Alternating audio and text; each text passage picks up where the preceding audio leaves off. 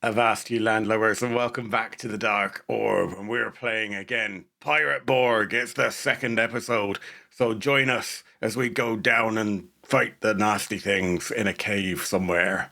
It's gonna be fun. So, like and subscribe and all that stuff.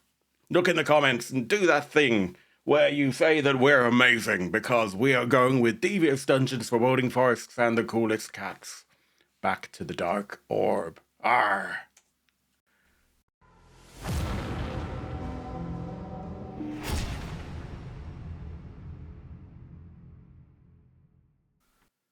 And amazingly, some people say I just talk absolute rubbish all the time. I don't get it. No. Once again, the bar has been set high and we shall just cruise underneath it. Cruise underneath it. Welcome back, everyone. It has been a monumentous amount of time since we last joined forces for Pirate Borg. So we are very much looking forward to it. From what I vaguely remember in the last episode, Jason's character died. And there were other things as well. So welcome back to Chris. Welcome back to Stu. Yarr. To Jason. Hello. And to me. Hey. Hey. This is going to be a lot of fun. Thank you very much, Chris, for offering to run Pirate Borg for us. But we love having you here. And I'm going to gather the show up now and throw it over to you. Sweet. Here we go. Okay. Nice. Brief recap from what happened last time. You were in Saint Denis for the funeral, the execution of legendary pirate Olivier Lavacheur, the Buzzard.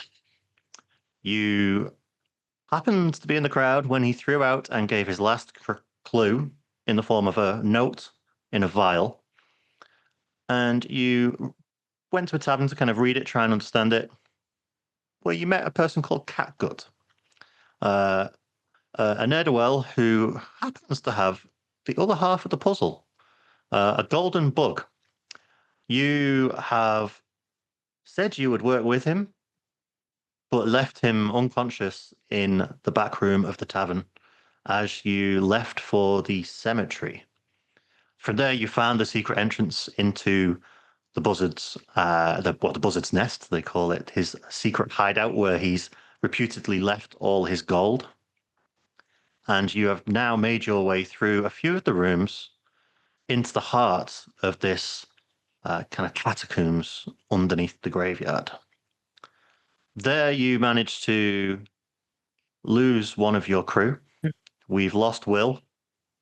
He foolishly kept putting his hand in a box. He eventually lost both of his hands and managed to bleed out. So he is still probably bleeding out unconscious for the next hour or so because it's not been too long. So if we ever find a medic or we can phone 999, maybe we can bring him back at some point. But you made your way to know. You made your way further into the rooms and to I think it was the bottle room where you were last seen. Mm-hmm. And you swiftly pulled down a bottle with the name of... let me think. What was the actual name of the bottle? Steve's bottle. Chateau something to something 1698. Yeah, I remember that. 1698. There we go. It'll be in my notes somewhere. You caught that bottle before it hit the ground. And as you grabbed it, the doors started to ease themselves open at the back of the room. But at the same time, you heard a chuckle coming from behind you as you turned to see Catgut holding a friend you haven't seen for a while. Knife to his neck. He chuckles over the big man's shoulders and says, "You didn't think you'd actually get this far. This is going to be special. Boys, We caught you some of better that. come in and get them." Your noise cancelling is not doing you any favours again.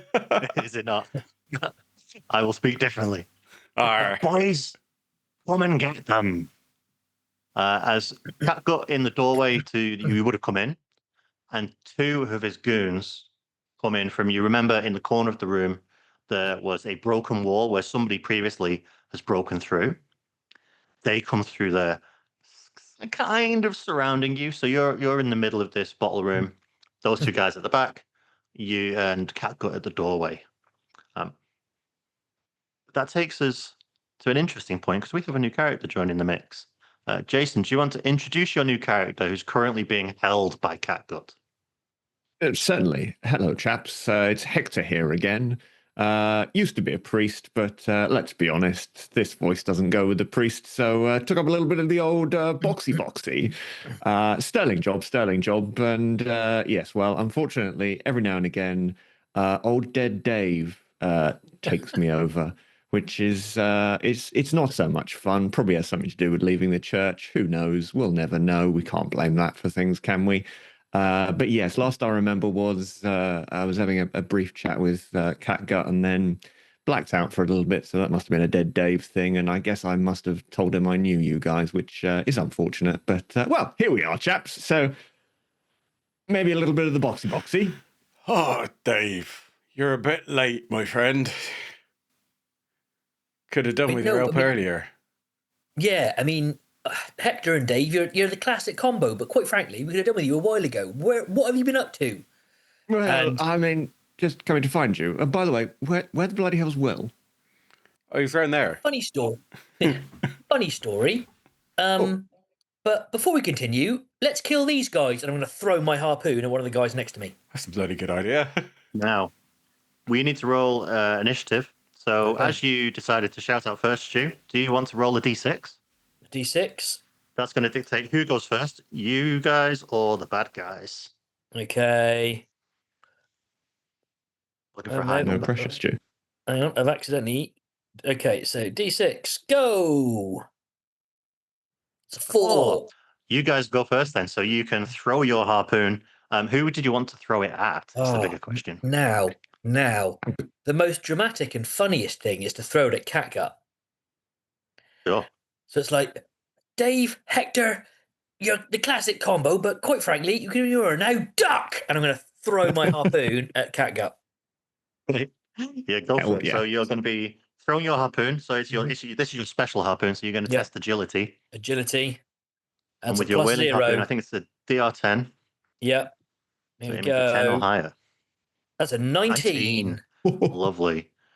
This harpoon goes straight towards Dave and Hector. And I presume you kind of like see this come closer and it goes just past your head, strikes him in the top of the chest. Do you want to roll your damage first? Okay, right. What is... Did you say it was a D8? It's a D8 for a harpoon. Yeah. D8 for a harpoon. Pretty deadly. Oh, a mighty 2. And it strikes him in the shoulder as he kind of lunges back. He kind of drops the knife he was holding to Hector, as that was in his arm. It was kind of in front of him. He drops it to the floor and kind of spins a little bit, giving Hector an opportunity to kind of make a little breakaway if he can. So we've got Stabastian and Hector. What would you guys like to do? Well, I'm certainly going to be throwing knives at the same guy. Perfect. So yeah, do you want to throw your knives at the same time then? Yeah. Presence test. No. Yeah, first one misses. I've -2 on it, so I guess it's DC 10. Second knife. Fuck's sake. So I throw both of my knives just like at him. Well, this is To your him. opportunity. It didn't come up last time because we didn't do a lot of rolls last session. You have your Devil's Luck. So you could use your Devil's Luck to re-roll, or you can use it to lower the DC if you, in this case, it doesn't help. You can also, in future reference, you can use it to do max damage and things like that. Can I re-roll the do you want to... first attack? No, because that would... Yeah, okay. I've got one knife left, so I think, yeah, I'll re-roll that second one. Okay. How does that work? It's there, so I can adjust that somehow. Yeah, just keep a track of it. Yeah, they don't regenerate until it's the end of the day, I believe, and you've run out. So it's okay. Catch-22. You've got to use them to gain them back again. Yeah. That's pretty cool. It is. I'll see if I can work out how to actually adjust them in the counter, but for now, I will lose that anyway. Rolling What a are you D20 rolling? What are you doing? Yeah. I'm rolling bad. That's what I'm doing. So I just basically I've got these two knives because one of them was with the luck, and I want to throw them like target, but I'm so concerned about hitting Hector that it's almost like an underarm toss, and I'm like, what did I do that for?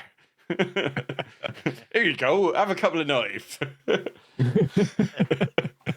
Yeah, your knives join the Hector's knife, not Hector's. They join Catgut's knife on the floor. So you've got a little pool of 3 knives. You're kind of next to. Okay. Yeah, I've got one. Next I've got to one Hector. left on me.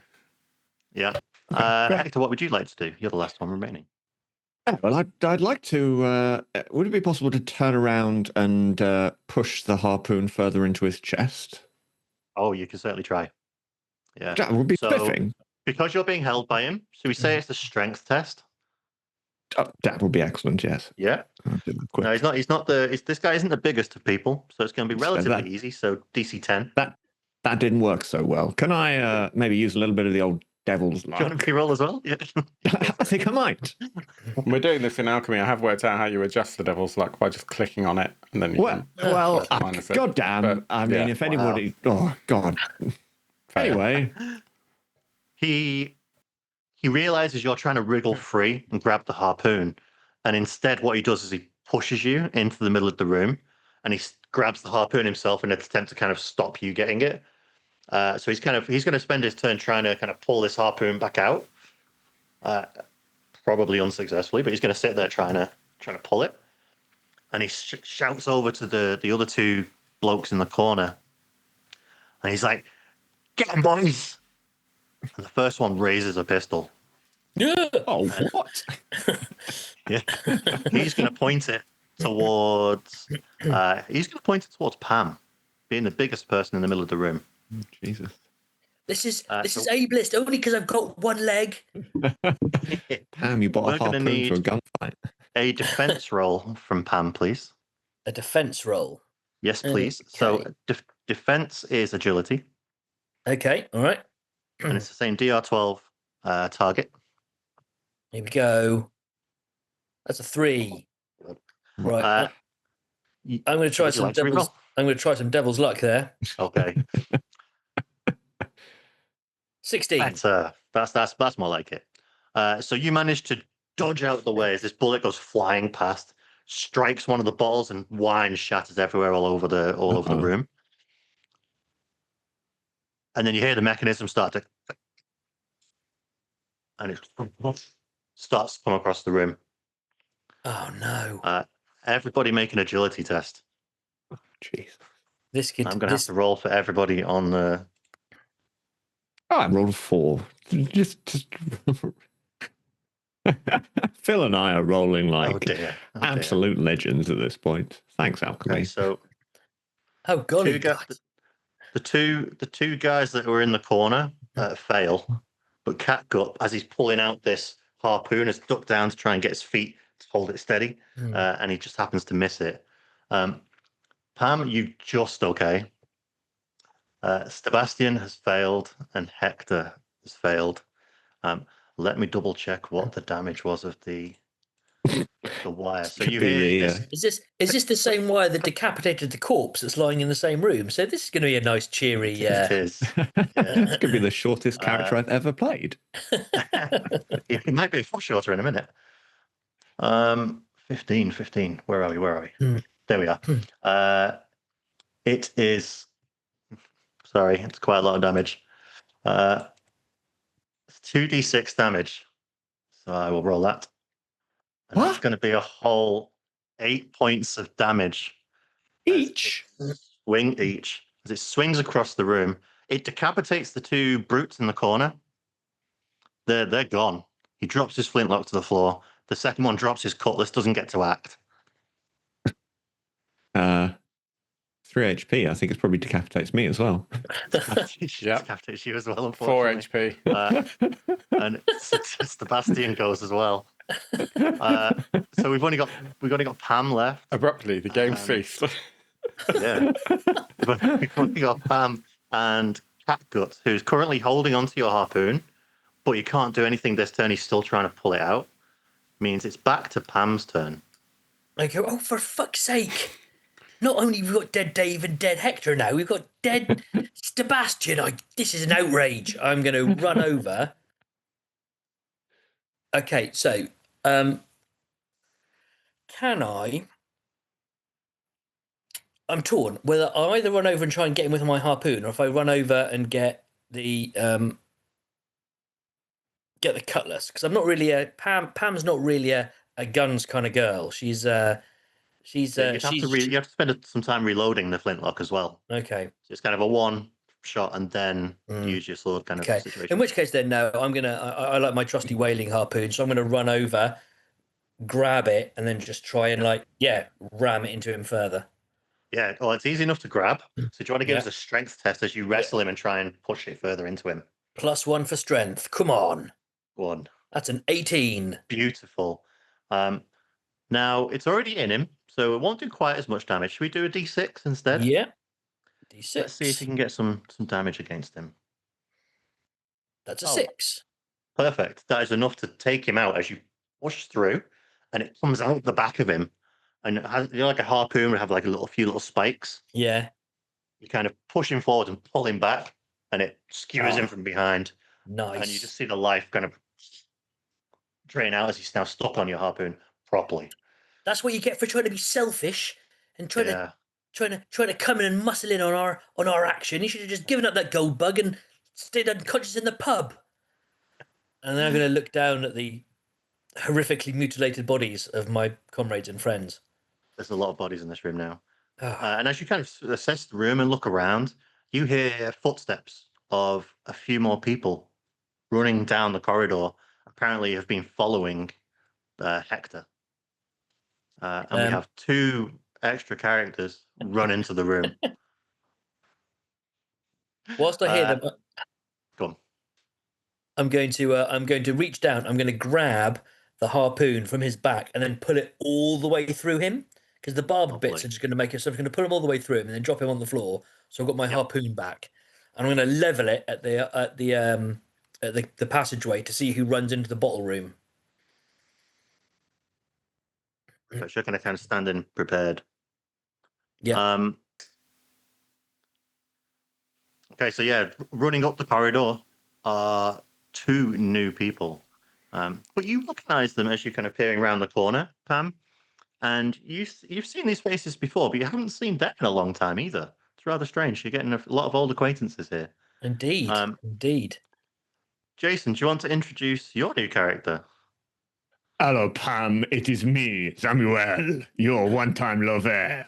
Samuel, I haven't seen you for years.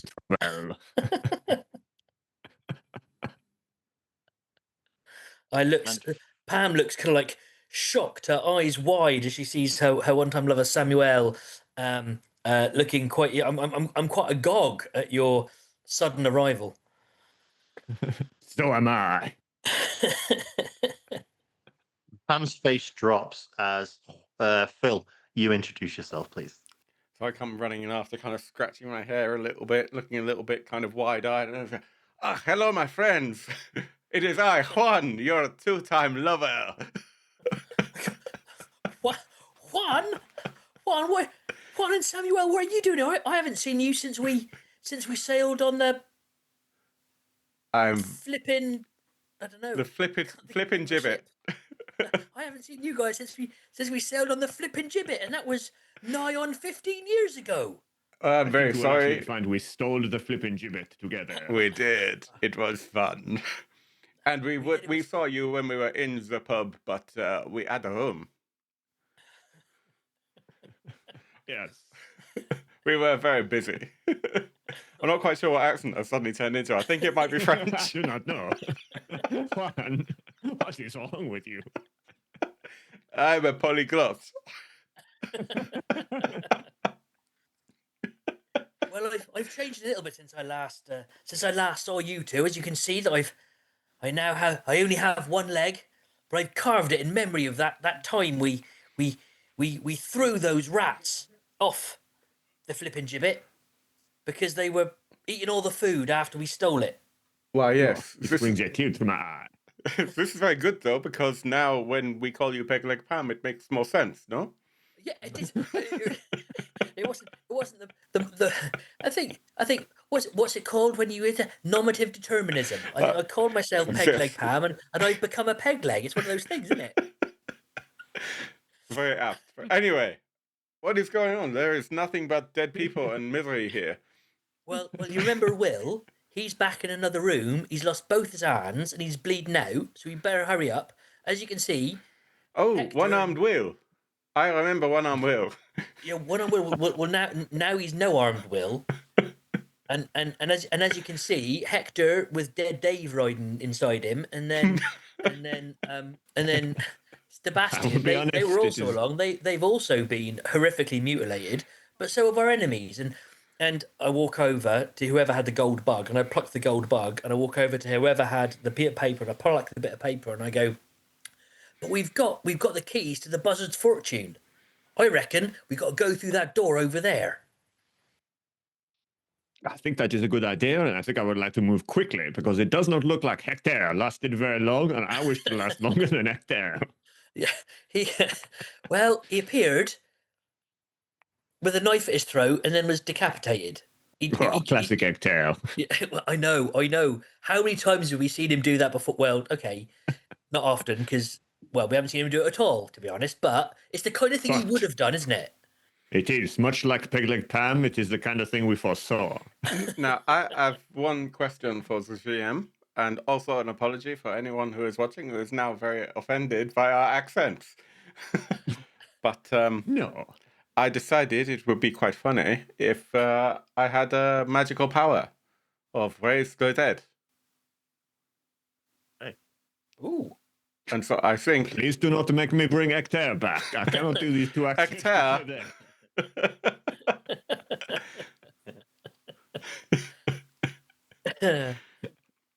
and Will. Okay. Will's not dead yet, Oh, but we can no. sort him out. Let's go and finish him off. So if you wanted to use your raise the dead, Yep, let's do it. it's so you're a sorcerer. Yep. You have a certain amount of times you can cast spells. So it's D2 plus your spirit. That's how many times you can cast for the day. Okay. So if you haven't got that already, just quickly roll that up so you know how many times you can do it. Let me have a look and see if it's somewhere on my sheet.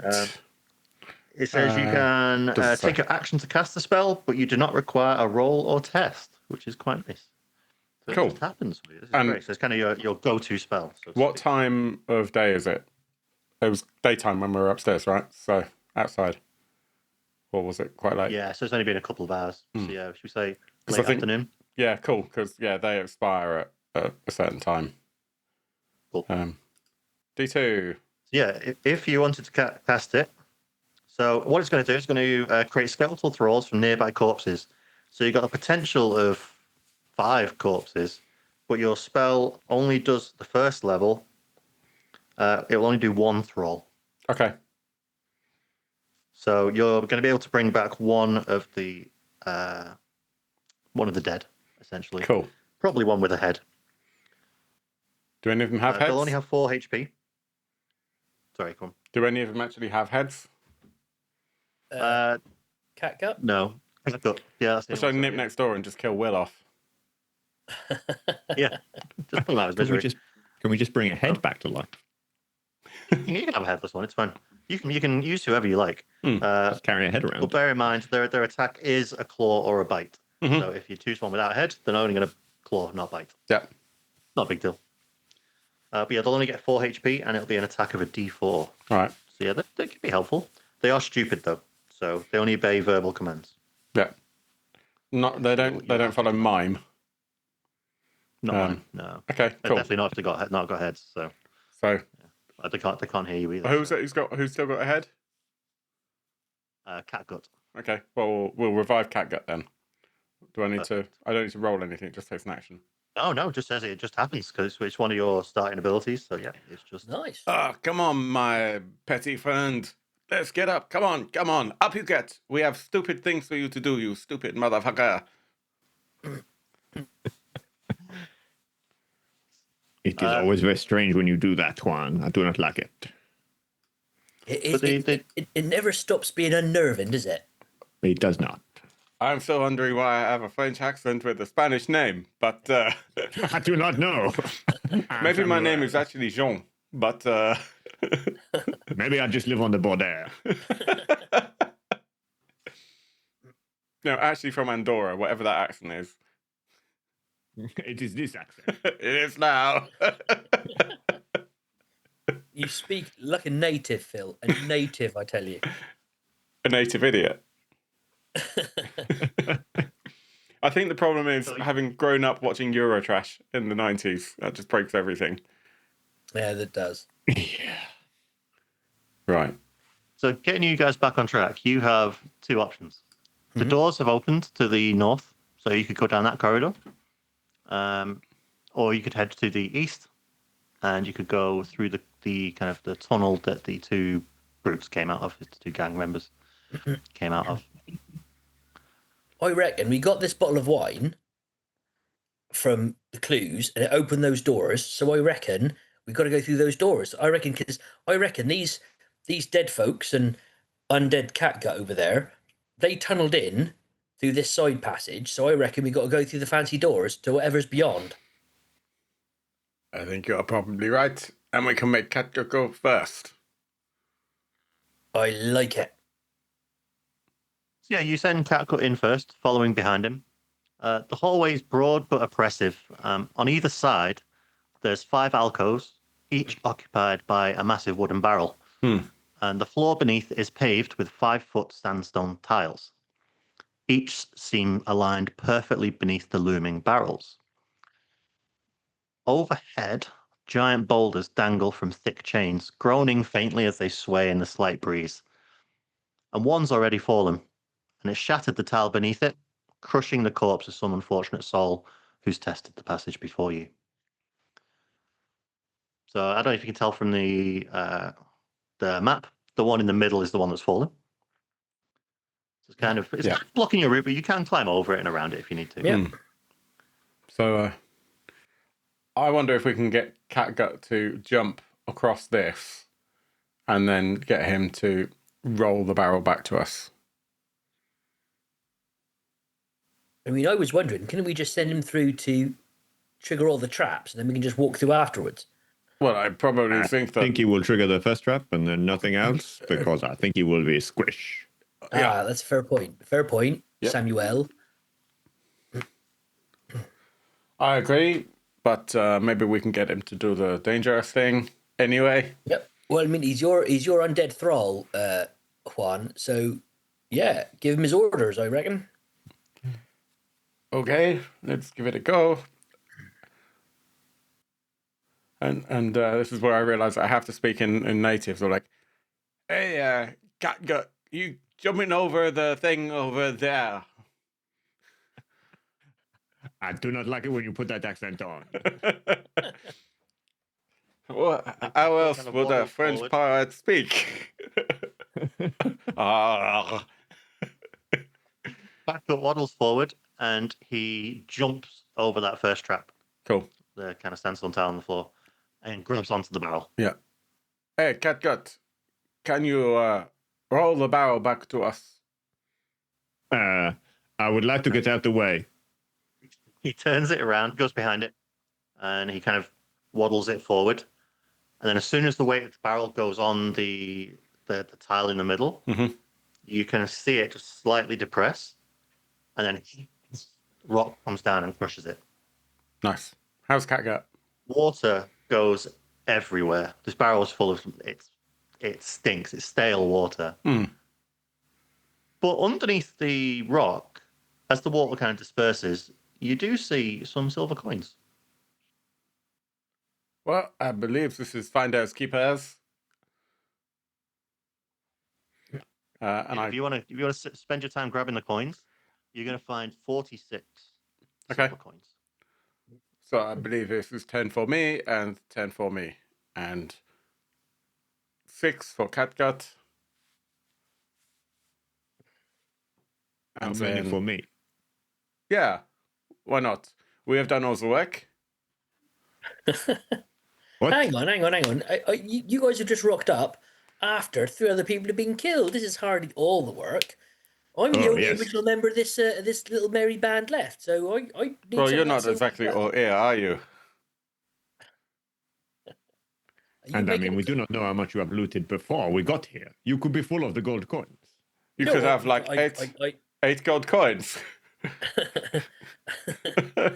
I might have 8 gold coins about my person, but I might not. So Right, we will do no more until we have performed a full audit. no, we're past that. You are my ex-lovers, both of you. So none of that hanky panky, or you'll be, or you'll be feeling my harpoon and not in a kinky way. Oh, I'm disappointed. Yep, me also. Right. Anyway, I will continue then and find my own gold coins. right, next one. So, is Catgut able to? Well, I suppose the question for both of us actually is: can we get past this fucking boulder? You can. You have to climb over them, so it's not fast, but you Okay. can get past everything. Yeah. Okay. So it's a bit more clumsily for Catgut to do it. So you'll stumble to the left, fall over, climb over, stumble to the right, fall over again. But Yep. you just get past the second boulder. Yeah. Okay. We'll do the same again and try and get Catgut to. Oh, do we go for the one on the left or the one on the right? Yeah, that's the question. But how is he gonna? Diagonal jump in it, Well, or step what, over. You probably carrying step the- over.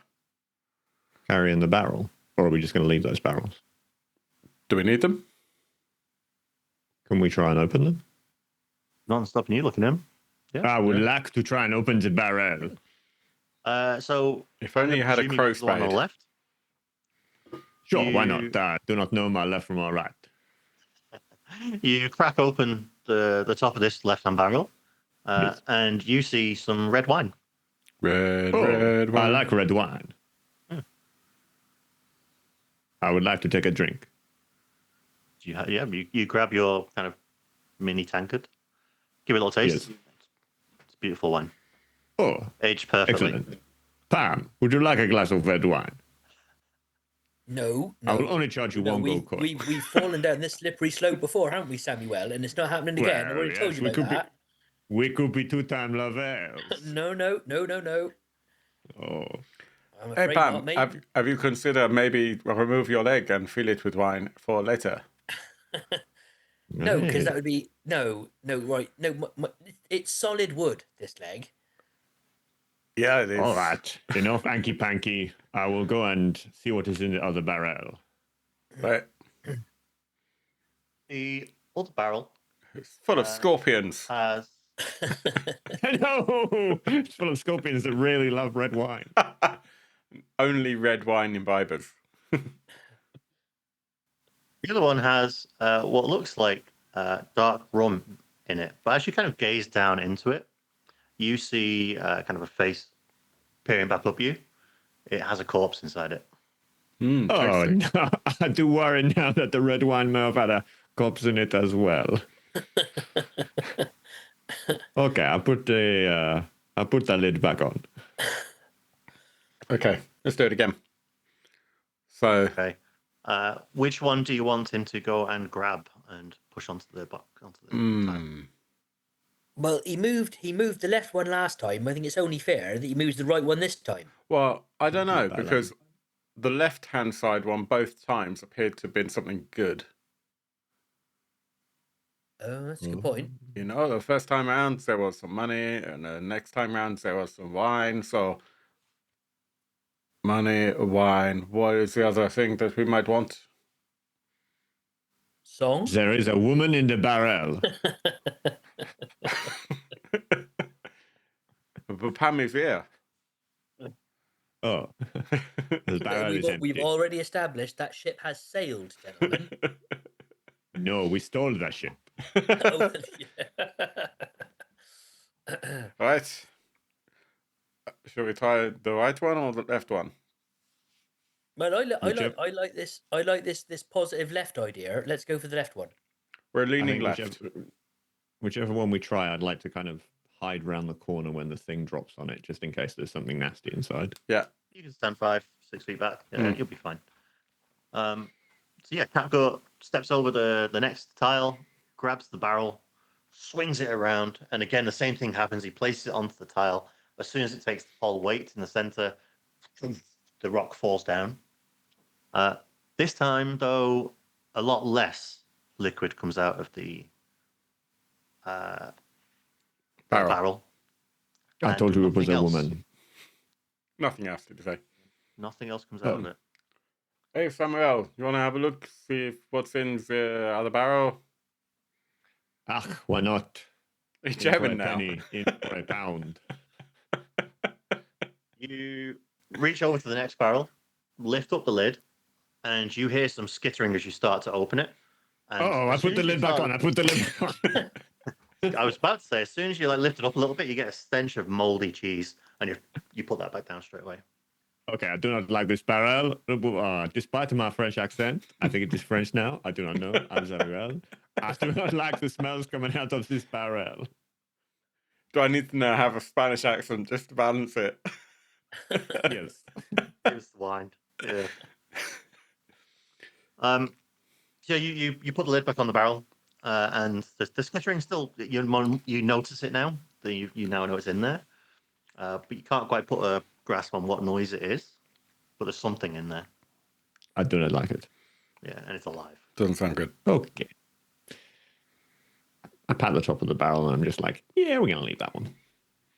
So yeah, that both smell and sounded unpleasant there, Samuel. I believe that is, yes, a correct assessment. This of is not the first situation. time you said this to him either. No, this is not the first time you have not liked the smell of my barrel. Right. Pam, being the last one of the group to go over the last boulder and into this section, you notice that the corpse that's been squashed by the boulder originally, Mm-hmm. that appears to have something in its hand. Oh, I go and investigate. Piece of paper. From a distance, you can see it looks like it might be a logbook from a ship. Ooh. I will go over and gingerly remove it in case there are any more boulders that I have not yet seen that might be triggered by the removal of this logbook from his hand. Surprise boulder. Yeah. Wah! Yeah, nothing happens as you go to grab this. It's only a sheet of paper from the logbook. okay, yeah, whole yeah. thing, sorry. And you kind of have a proper look at it now. You've got it out of his hand. Everything, or most of it, seems to be quite mundane, but the last line is very different to the rest of it. So it's like more logical. We did this, we went here. But the last line, it says, some of the crew tried the professor's latest concoction. Now they all have bright green, and that's where the page is ripped.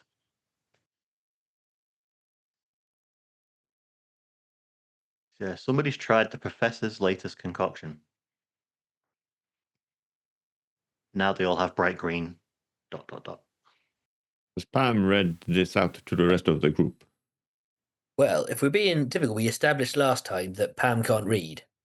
Oh, So, shit. so she branches and goes, Samuel, while I know that you're educated, Ben, please, I would like you to read this word for word without making any of that up. And I can Okay, pass yes. it to one of you. And It's not based on Samuel presents. takes the piece of parchment. Oh, yeah. Can Samuel read? Yeah, Samuel can read a damn fine read. He does a +2 read. Yeah. So he takes the piece of paper and he reads it. And then before saying anything, he just pulls open his pants and just looks down to double check that it's still the same color it was when he last checked it. It still looks exactly the same. Okay, still a barrel. Disappointing. Pam, it says that when you drink and then something go green, I don't know. It makes no sense to me. Oh, well, I mean, if it's, some people, well, we all know we've all had those days where we've just drunk whatever we can find. But a few people do this, I don't know. I wouldn't be trusting anything that a professor's been concocted. Professors aren't renowned brew makers. Well, this is an excellent point. Right. So we'll be on the lookout for people with green things. Yes. Vegetarians. Right. Good. well, we all know vegetarians can be savage treasure hunters, and but we'll keep an eye on more. I reckon we can take some vegetarians. They're all anemic, you see. They're weak, can't fight, so we'll be fine. Us pirates raised on red meat and grog will be fine. Arr. So this corridor takes you a few more steps into a larger cavern. You can see it on the map that the floor changes. It goes from these sandstone tiles until you start to get the crunch of sand. And before you know it, as you step into the room, it's quite deep sand. You can feel your feet kind of sinking into it. By this point, it's ankle deep, and it shifts with every step you take. But suspended from rusted grating in the ceiling hang 13 buckets of sand and 13 nets, bulging with human skulls, creaking as they swing lazily.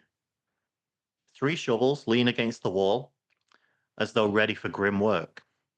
And across the far side looms a massive iron door, its surface corroded but emblazoned with a leering skull and crossbones. Above it, someone has scratched into the stone, "Pirates be warned." The surrounding walls, the room itself, are riddled with small, round holes, like the eye sockets of 1,000 hidden faces.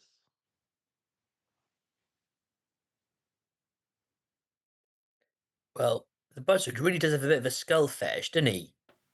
I will What with be that honest, wall I of don't skulls like it. we saw last time, and then this is just a bit grim, isn't it? I want to know why there is a garage door on the roof. I would like to know what the garage is. Obviously, it is French, so we should know. With a word like with a name like this. Juan, give me a presence test. Who? Sorry, me. Juan, yeah. I take your presence test and I shove it up your ass. Juan is not present. Yeah, you can see this big metal grate hanging from the ceiling, but you've got no idea what the kind of, to you, the spaghetti of ropes, cables, Yeah. chains could be doing. Yeah, you're not sure. The only thing I'm thinking is there are loads of buckets and they've got some sand in by the looks of things, presuming that they're low enough that we can see that. And it's making me think, some of we them could are make some sand castles if we put more sand in the buckets. I'm not using the vine to make sandcastles. I reckon, because so far this has all been puzzles. There's been like tricks and riddles and stuff, which I mean, the Buzzard's renowned for that kind of thing. I reckon there's going to be something to do with these skulls and buckets, and they're on ropes. So, like last time, we had to find the right bottle of wine to open the door. We've got to do something with these buckets and sands to open that big door over there. Because, quite frankly, writing "Pirates be warned" on a bit of wall is like saying "Don't push this button" and then having a big button. No, buttons like that wouldn't exist. It's like having a big lever that says "Don't pull this lever" right next to it, isn't it? I mean, it's like Yes. a red rag to a bull. But what are we being... Mr. GM, why is there a fish in one of the buckets? Somebody's eagle died. You start to look at some of the is it in a bucket or is it in one of the things? It is in a bucket, isn't it? Yeah, so you take a closer look at the buckets and you see this one right here. what looks like a fish. You grab it. It's light enough to not affect the bucket at all, really. And it appears to be a red wooden fish. You're all sailors. You've been on the oceans before. You recognize this as a herring. And on the back of it is carved, "Ye best not fear the dark." Well, I think this is a red herring. Hey, That's what we said. So I throw it over my shoulder and I ignore the shit out of it. so does that mean just that red heron is a red heron, or does it mean that this whole room is a red heron? Oh. I wonder what happens if we just opens the door. And I wander over to Can the we door. get No, can we we try get this? it. Can we get What's It Man to open the door for us? Catgut? Catgut opens the door. I'm not standing in the room when No. Catgut opens the door. I think just go prone. Yeah. You instruct him to go over to the door, and he kind of brushes past a couple of the buckets and the bags of skulls. Struggles to get through the sand. Once he gets to the door, he grabs what looks to be a makeshift handle. Goes to pull it, and he can't seem to pull it open. He goes to try and push it. He can't seem to push it open. Catgut. Use the shovel, put sand in the bucket that had fish. He grabs one of the shovels. Everyone duck. I'm not in the room. And- I'm back. He starts to fill this bucket. Now, who's where in the room?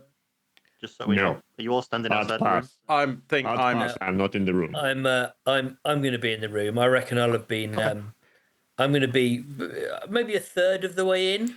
Looking at this pirates be warned sign, I reckon. I think I'm here, but I've tried to make myself as low as possible to be lower than the holes in the walls. Like pretty much prone. It's hard to be lower than the holes in the walls, so it's not like it was at head height in the last room. Okay. These are dotted all over. Okay. Yeah. So they're different heights, different positions, but they're on every wall around you. So it's kind of hard to trick it that way. So in that case, You know. I will be in the doorway here. Okay. Trying to be opposite the big door. The door. Yeah. But away from these ones. Cool. So he starts to get some sand onto his shovel. Slowly starts putting it in the bucket.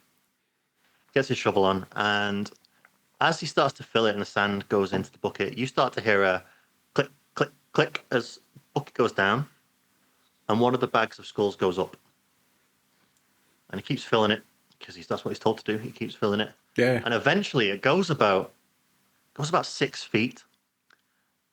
And then you hear as something shoots out of the wall. And we're going to need an agility test for Catgut, if you don't mind doing that, Phil. Sure. What am I rolling? I'll just roll Agility, please. Just roll D20. D20 in it. Yeah. And anybody else in the room, sorry. So Pam, if you were in the room as well, it'd be you. So it's an agility test, please. 17. So Pam is good. And I guess the 18 was Catgut, wasn't it? Yep. Yeah. So this spear shoots past the two of you and just strikes in the corner, missing the two of you. So you're both safe. And then you hear something kind of reset from where it came from. But the bucket and the skulls stay where they were. So this bucket is now on the floor, and one of the bags of skulls is really high, out of your reach. Just out of interest, who's got the lantern as well? I kind of forgot about that from last time. Oh, I've got the lantern. Okay.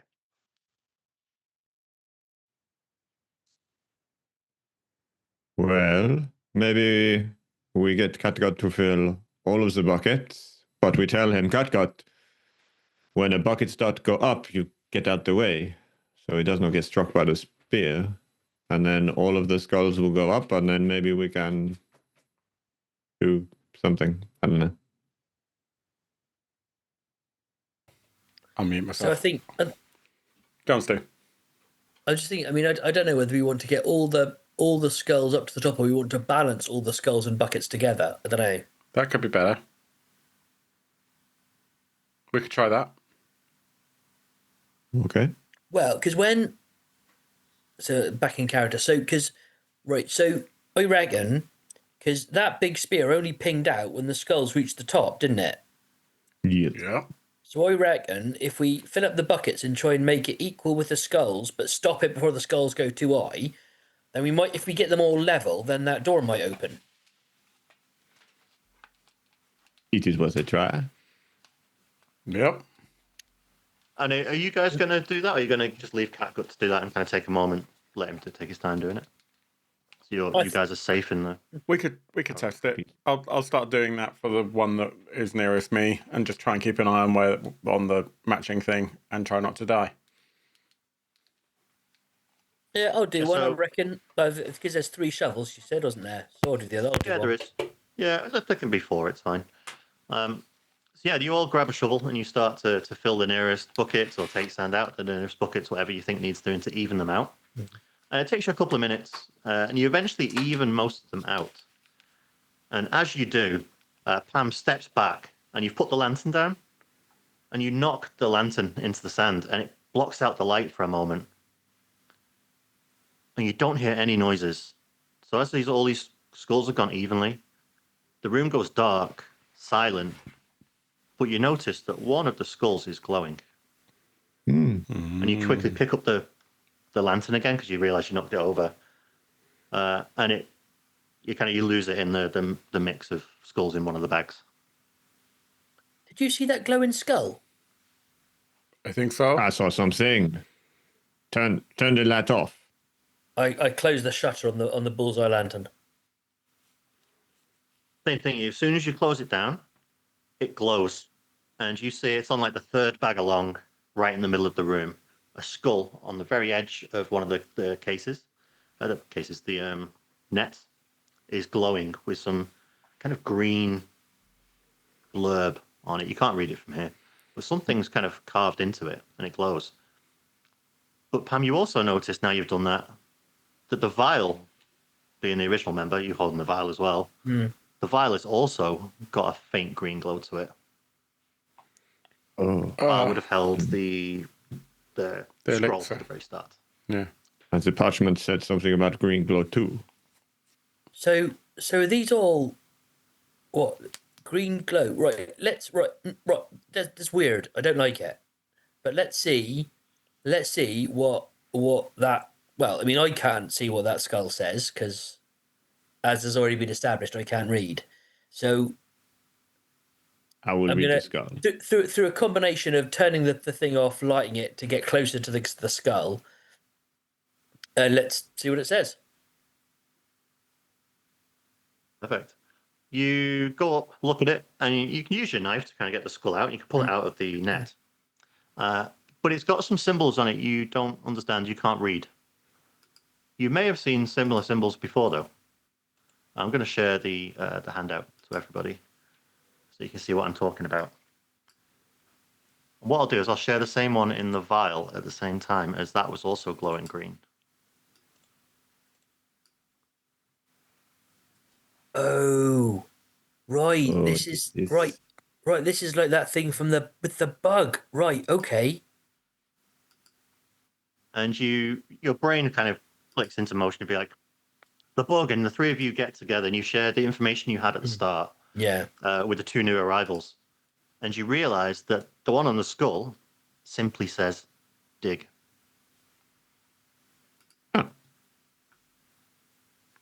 Okay. Well, I dig. I reckon let's get this digging show on the road. Yeah, you start to dig and you're going 1 foot down, 2 foot down. This room's deeper than you expected. 3 foot down, you eventually hit something wooden. And you kind of brush away all the sand and the dirt at the bottom. And you find a chest. You kind of lift it up to the top, rest it on the top of the old hole, and open it up. It's got 500 silver. It's got, oh, sorry, I've read that wrong. 500 silver worth of teardrop rubies. It's got 200 silver worth of cut sapphires, 150 silver worth of Spanish doubloons, and a golden crown from, you think, the House of the Bourbon era of the Kingdom of France. So you guys might have recognized that. Hey, Oh. it is my crown. King Sammy. What, GM, what is the conversion rate for silver to gold? I think it's 10 silver to 1 gold doubloon. I would have to double Pam, check. you I can don't know keep off the top of 8 my head. gold. I do not mind. Hang on. Right. This is shared treasure. You do not a shared. Shared treasure. Trevor. Something different. Oh, Trevor's here. Oh, I would not have to get this accent out.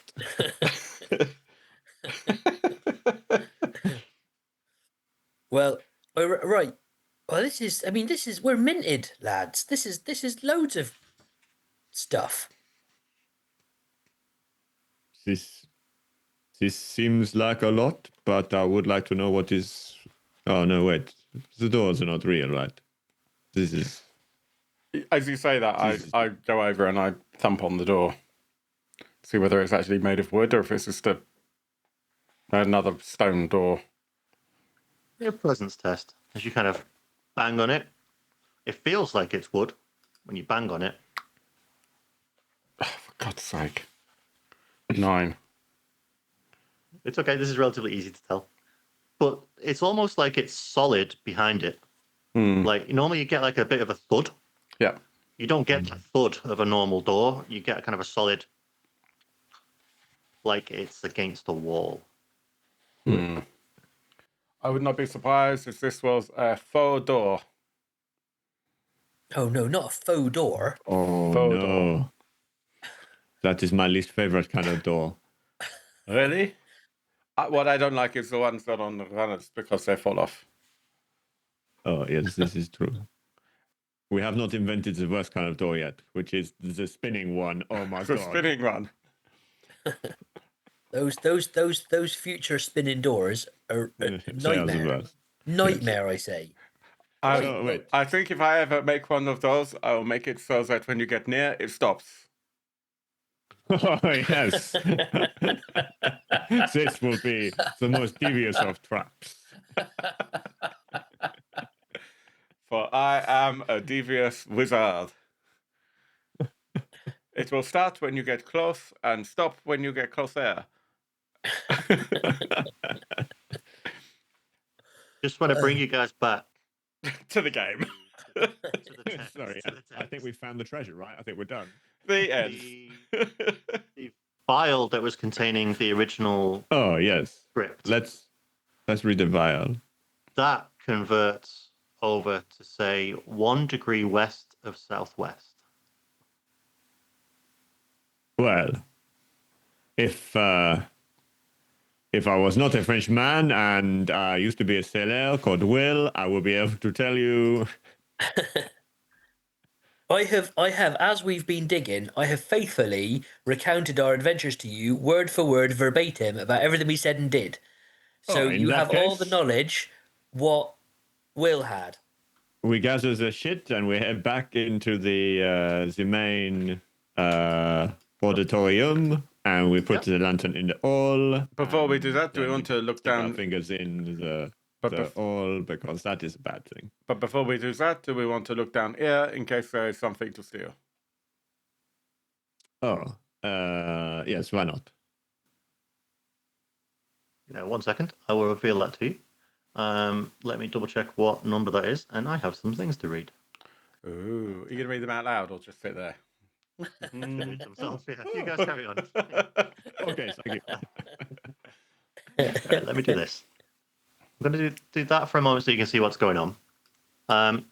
This corridor, kind of tunnel, heads down to a few steps. So you go down a bit of a level and you kind of zigzag on yourself until you reach what looks like an expanse. It's a huge cavern and it yawns upwards 70 feet of vaulted stone. The echo filled with a kind of a lapping of dark water that floods the floor. The water shimmers oddly, though, as though there's flecks of silver drifting within it. And rising from that pool, 50 feet high, is the weathered mast of a ship. Impossibly lodged into the rock, you got no idea how it would have got there. And from that mast, there are 2 ropes. One dyed a deep red, the other tar black. They dangle from its peak and are tied taut to the rocky ledge where you stand. And around the edges of this cavern, you see 4 other narrow platforms against the walls. Precarious, kind of like stepping stones. So if I open this up, this is a big one, hold on. You get a ship's mast in the center of this cavern. Hopefully that makes sense. There you go. Yeah, you find yourselves on the ones with the kind of the two ropes to the left of the map. How the bloody hell did those two other people get this way? Maybe it was a boat and it sank. It is, this cavern is not big enough. I do not understand. Don't know. Maybe the mast can turn, and then we can walk across it. Is the mast long enough? I don't know. So you would be able to get parts of the way. Obviously, from this point, you would have to use the ropes to get to the mast. And You could then- climb the mast. You could descend the mast, and obviously the one that's holding the sail, I think you would have to make some form of jump roll to get across that gap. But I think you could potentially do it. You could get to here, probably. I do not see anything on the pedestals that I wish to see. No. Is there anything on the mast at all that looks like it might be of interest, or does it just look like a ship's mast? It looks like a ship's mast. Yeah, there's nothing of huge interest on the mast, but the very top of the mast, you can see Buse's flag. Ah, Gary Buse's flag. I think this will take too long, and I cannot be bothered to risk my life for, frankly, not even a ship. Just the top bit of a ship. What are we going to do with the top bit of a ship? We can maybe come back here once we have done the 1 degree west of southwest puzzle. Right. I reckon this is maybe some. I reckon we've got that clue. I reckon, like last time with the like the compass floor.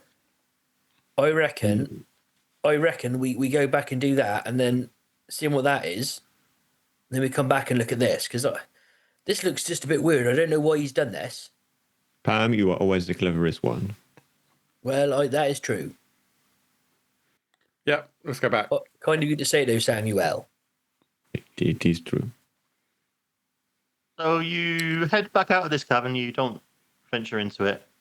You walk back to the compass room where you place the lantern back into its kind of holder at the center of this compass. And you point it towards, what was it, 1 degree west of southwest, was it? I think so. Something like that. That sounds right to me. And same as last time, it points at a specific hole that emits the light over the wall. And you see this time, once you put the gold bug over it, it says, ignore Do 3 not pull the levers, levers. press up. Wait, what? Say that What again, were we gonna Chris. say? Ignore the 3 levers, press up. Fucking hell. I do think Will would have liked to know what was written on this. While we're here, can we just put the lantern in the middle and then go through the other 300 and... You can spend 10, 15 minutes doing that if you like. Yes, I would like to know what is written in all the other... Perfect. Okay. Yeah. You start to take your time and you kind of spin it into each logical position. First one that comes up is look under Atlantis. Huh? Second one, climb the We should mast. go back. Red is for the dead. Wait, climb the mast. Red is for the dead. Oh, Next one. okay, yep. 9 miles north of Campeche. There's another one that's a picture of a pyramid. Another one says 1 degree east of west. Another one says drink up, me hearties. Another one says green, blue, green, red. Another one says 2, 2, 1. An interesting one actually has 3 symbols on it, which I can't really describe. It's a box with a cross in it, a moon, and a triangle with a circle in it. So like 3 symbols. And then the last two is a constellation that you recognize as Lyra. And then the last one is a red X and 4 hash marks. Okay. Well, I think we should go and see if Will is dead yet. And what was it? Push Press up, up, push up. look up, press up. So yes. But did you not Let say, us Pam, go. that the thing where Will's arms were damaged is itself now broken? So I don't know how much is going to be there. But we have a friend with 2 disposable arms, don't we? Well, let's see what happens. Because when I got a bit angry, I pummeled the vulture statue, but the levery bits were actually in the base, Okay. so we should be okay. all right. Let us go look. Yeah. So I lead the way up to the destroyed vulture statue. Yeah, you're going to have to pull the remnants of Will's arm out of the hole. But once you've done that, you're free to kind of have a reach around in the hole. And We could just get Duty Face to do it. Stunning. Will is the only man in the world more handsome than me. I am so sad he is dead. yeah, by this point, he is pale and he is not breathing. Oh. Will. And I'm not going to bother reviving him because he's got no arms. He would not be much use to us. No. No. But do you want to, as you understand what this contraption is, instruct our flexible friend on what to do? Okay, right. Catch up. No, fuck it. I will do. I will do the same thing with my predecessor. I will reach him myself, and I will push up. You reach in and you kind of ignore the levers, reach across the top of the box, and you find what feels like a small button, and you press the button, and the door ahead of you opens. Just here. Boom. And then a guillotine comes down and takes my hand off. Not this time. So looking around the corner, you see a small set of stairs that lead towards a door. Mm. I'm just going to check I haven't missed anything out here because it feels like I've missed something. I have not. One moment. Takes you to room... One moment. One moment. Takes you to room 19. So let's pretend Jean the door's not Moment. there. Ahead of you, as you're in the doorway, this kind of corridor leads to a T-junction. Let me reveal it. I'll see if I can do my best. This one's a tricky one because revealing too much gets messy. If I just did that. That's good. Where were we? T-junction. Number 19. Yeah, so the T-junction chamber is paved in a stark black and white tiles. Along the walls stand 15 or hung 15 oil portraits that leer down. They are Buse's crew, immortalized in paint. Some of them smirk with a roguish confidence, others sneer with cruelty. But their painted eyes seem to follow you and your movements, and a faint smell of linseed oil lingers in the air, as though the paintings are far newer than they should be.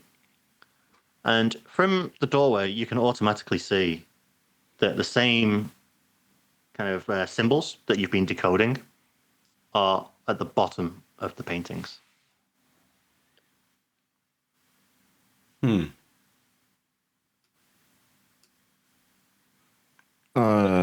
Let's Would try any of the things that we spun a lantern round and read, would any of those have made sense in the context of it? Because I cannot remember what the hell you said. There was a lot. Yeah, there were a lot. I will help you there and say no, not in this situation. Okay. So, did you say there was a key on something? Yeah. So right, this little bug here. So this will help us translate what's written underneath each of these portraits. This is how we read the small scroll in the vial. That's right. Yeah, and the thing on the skull. What, Mr. GM? What can we read? So I'm keeping you at the doorway on purpose. So from the doorway, you can read most of them. Okay, thank you. The ones to your left, straight ahead, and one of them a little bit further down the corridor. Actually, the other end of the corridor, so yeah, ignore that. The ones to the left and straight ahead appear to say dead. The one in the top left corner, kind of straight ahead but to the left of you, that one just says poor. Along with most of them say poor. But there's one further down that you can't quite tell what it reads from this distance. I'm going to walk in. Let's go. Okay. Pam steps forward into the corridor. We're going to need an agility test, please. As you step forward in front of a painting that has the word dead written underneath it. Why Oh, would you? 18. 18, perfect. Actually, hold on, I didn't think this through. Pam, you notice something's about to happen as the floor changes beneath your feet and you step to the side. Okay. Our other two friends here are behind, shit but me, Catgut is in front of them. Oh, thank God, Kaka. Catgut takes the brunt of cannon fire as the painting just smashes to pieces and shrapnel just darts forward. Luckily, it all hits Catgut, but he does take 3d6 damage, which is going to be... Oh, it's not that bad. 9 points of damage, which is enough to kill him. He only has 4 HP. So Catgut... I mean, he's going to be obliterated. A cannon blast that close. Yep. He is in 2 pieces on the floor, luckily acting as a human shield to Juan and Samuel. And you now have some context of why that painting says dead in front of it. Thank you, Kaka. That is excellent. But please, Pam, do not do that again. Yeah, so Pam, you are... If you break it down into kind of squares, like 5-foot squares of a corridor, everyone's in the just before the T-junction. You stepped forward, then stepped right. 2 paintings ahead, you can see that one is the one that says something different, and it actually says rich. But the next one next to you says dead as well. Ah, so poor as in PWR. I was imagining cat paws. You can I didn't know. Yeah. Meow. Well, there's only one thing. There's only one thing to do, chaps. I'm going to run as fast as I can with my peg leg to get to the rich painting. No. Look. I am blessed with great luck. I am blessed. Have you seen? I have managed to avoid harpoons, garrots, pistols fire. I mean, I can dodge bullets. Bullets. I will be honest, Pam, this seems like the kind of things that Will would have done. And look where it's got him. And that's because he wasn't fast enough. If he'd been faster, he'd have been all right. And anyway, I've still got some luck. Got some devil's luck with me. But no, there must be a way to get safely down the corridor. You said the tiles changed? Yeah, so if you took a moment, you would have noticed that the tiles are slightly different and Pam stepped on something that depressed a little bit. Okay. Yeah, so you can definitely tell there's some traps in here, but you'd have to try and find them. But you also know that the first trap was in front of the painting that said dead. So I would like to use my presence to see if I can look in front of the... Yeah, give me a presence test. I do not see shit. No, you think that's probably the only one. The rest are probably safe. Yeah. Actually, Pam, I think maybe running is a bad idea. No, I'm not sure that Pam ever took any instructions from us, though, to be fair. No, I don't think she did. So, well, I can appreciate your concern, Samuel. I can. But, as we know, courage favours the bold and the one-legged. So... Onwards. Yeah, I'm going to off you go, Peggy. Speed towards the rich painting. Right. Give me another agility test. And then because you're running fast, we'll call it a DR10 instead of 12. Okay. Yeah. 17. Jesus. And you don't have to go far as you kind of leap across the next, say, 4 or 5 meters worth of Yeah. flooring, and you find yourself in front of the rich titled painting. This one is labeled as, what's his name?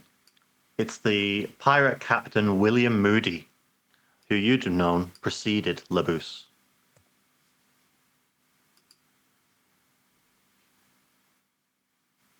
The little bit of the map that's revealed does make it look like there's a cannon pointed at that one, which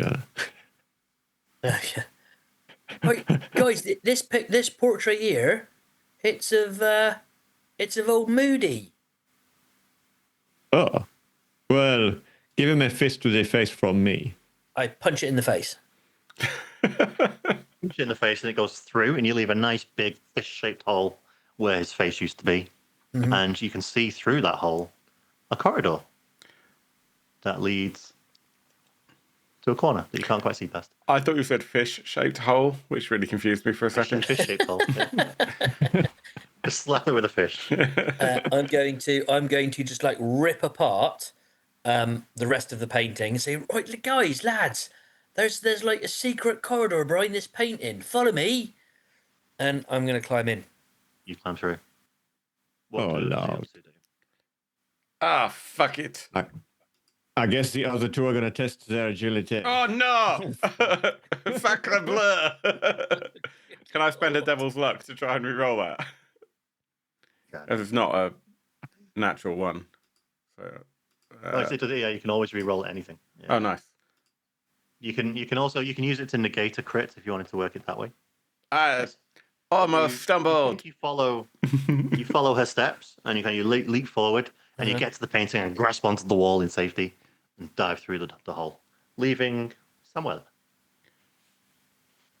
Tell me what excitement you have. Oh, fuck. There is a corridor. It is corridor. Seven. I'm getting shot by a cannon. Have you got any devil's luck? You leap. Have you got it, Devil's Luck? I have, but fuck You it. don't have to use it if you don't want to. It's fine. I'll come up with another accent. Everything will be okay. You step forward, and you feel a pressure plate under your feet, and you pause Fuck and it. panic. And in that point, roll an agility test as you hear a as the cannon at the end of the corridor. Oh, thank fuck for that. What did you get? 17. As you manage to kind of brace yourself against the wall, and the grape shot comes out this cannon and just fires down the corridor and pierces all the paintings on the way down the corridor, leaving you free to get to the painting with the hole. I have made our return journey much easier.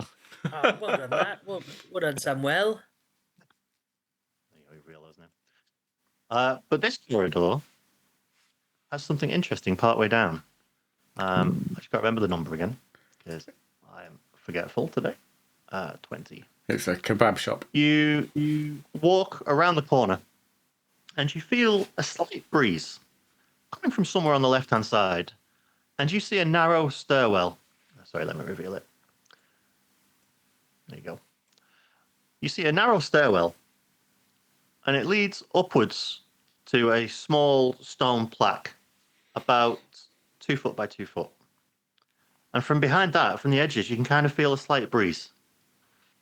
It seems to sit flush against the wall, almost like a grave marker set within the rock. But it does feel fresher, as if the outside world lies just beyond. Try smashing it. To your right, you can smash it if you want. I'll just go through this. Yeah. To the right, you see a chamber that chills the marrow of your bones.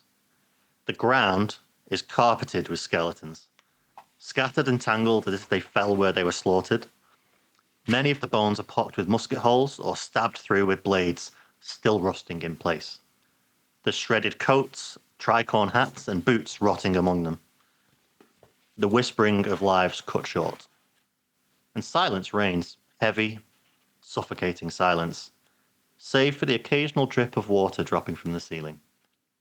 And to the north, a door. Can't quite see that. These people killed. Would I have recognized any of the things that the lantern told us for this room? I'm thinking specifically about like some kind of mind control or being made to hurt your friends. Nothing rings familiar. Guesses. Well, in that case, it must be safe.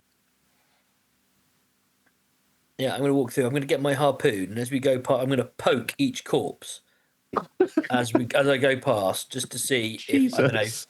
they explode or react or fall over and set off another trap. Roll me a d20. Just a straight d20. Okay, That's how they do. D20. 12 Okay. Let's follow that with a d6.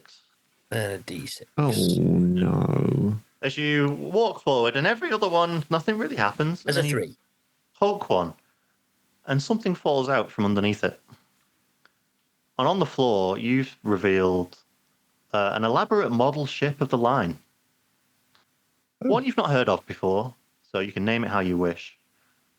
But it looks like it's been built for the Admiralty, so it's a Navy ship. Oh, look at this, guys. This is It's a beautiful little model. Yeah, look about. That is lovely. Yeah. Hmm. like, Yeah, you get to the door without any issue. Oh. Well, that was surprising. oh, look, I quite like this. I quite like this little, Yes. It's very nice. this little boat, this little What's ship. it called? I like What's it say on the side there? Oh, I've gone the wrong accent. What is the name of the side of the ship? I cannot read it. it is the Sea Eagle. The seagull. Oh, No, The the Seagull. Sea Eagle. The seagull. seagull. Arr. Seagull. Yeah, all right, it's the Seagull. Fine. Yes. Is that full of chips? I think. Sea yeah, eagle. I like that. Let's. I reckon we can open this door. Well, I say that. There's lots of dead people here, but I don't know. I reckon they might have just like died of starvation or something. I think before we They do are this, full of balls and they have been stabbed. I just want to go back to that weird thing on the wall because it smelled like freedom. All I right, okay, mean, yeah. Yeah. You Well, can head we back did- there, there's nothing in When your you way. did you come in through the cemetery entrance through that broken up grave? Right? Yeah. If the GM tells me that's where I came in, then that's where I came in. It is. Yeah, we all have amnesia. Then yes. Well, all right. Well, let's go back and look at that thing then. Yeah, you head back to that small set of stairs. Yeah. The end of it, the 2 foot by 2 foot stone slab. I guess the best way to describe it. I see if there's any way to smash it open or if there's any inscriptions on it or anything a like that. good strength test to smash it open. If you got something to hit it with as well, Let me have a look. like a hammer, mallet, something like that. I've got a hammer. I've got a shovel. So yeah, all right. But between us, I'll give it a Snap strength test. Handle the shovel. I'm not feeling very strong. I've knocked on it. That's cool. I'm gonna hit Definitely with a made of hammer stone. with my- Starts to crack. Then Pam gets involved. And Pam swings the shovel properly. Yeah. And Yeah. she smacks it. And in one, it shatters the stone and causes the coffin behind it to kind of split in two and reveal the corpse that's in the coffin. Oh. Okay, we'll go and have a look at it. dear. Wait, yeah, the coffin is similar to the other one. It's been there for a long time. Mhm. It's just trying to find the right thing. It's essentially the same thing. It started to rot away. The corpse is now a skeleton. Save a few rotting bits of clothing, there is nothing of value in this coffin. Okay. Right. I think it is time that you get up, my lazy friend. Perfect. So you're going to cast Raise the Dead again. Yep. We have one more thrall who starts to crawl itself out of this kind of. this Come on, box in the wall. Shay. and falls down the stairs onto his feet. Yeah. Amazing. And he's called Jerry, just because. Jerry the skeleton. Perfect. Hello, Jelly. What are you going to do now? Shall we try the door? Yeah, let's try Jerry? Get Jerry to open the door? Jerry, open. The door opens with ease. Behind it, a corridor stretches ahead. Its wall carved with 6 alcoves, each framing a relic plucked from Buse's fabled hoard. A gold ingot gleams dully in one, another contains a knight's helmet, blackened with age. Another model galleon sits beneath glass, sails unfurled, and in one niche rests a black diamond, so dark it seems to swallow torchlight, tiny stars twinkling inside like a shard of the night sky. Now, what was written on that red herring? Something about not fearing the darkness, or fearing the darkness, or something like that. I think that might have been to do with you put the lantern out and then we saw the skull. I think it was not actually a red herring. I think it was. Oh, I the see, thing we were right. meant to do. All right then. Okay, well, let's get this show on the road. So I'm just going to pick up the gold ingot and pocket it. The gold ingot, as you grab it, you notice it's stamped with the mark of the West India Company, but it's solid, heavy. Pocket it, no issues. Right. Does anybody else grab anything else? I would like to try the door at the end. Okay. He grabs the door handle.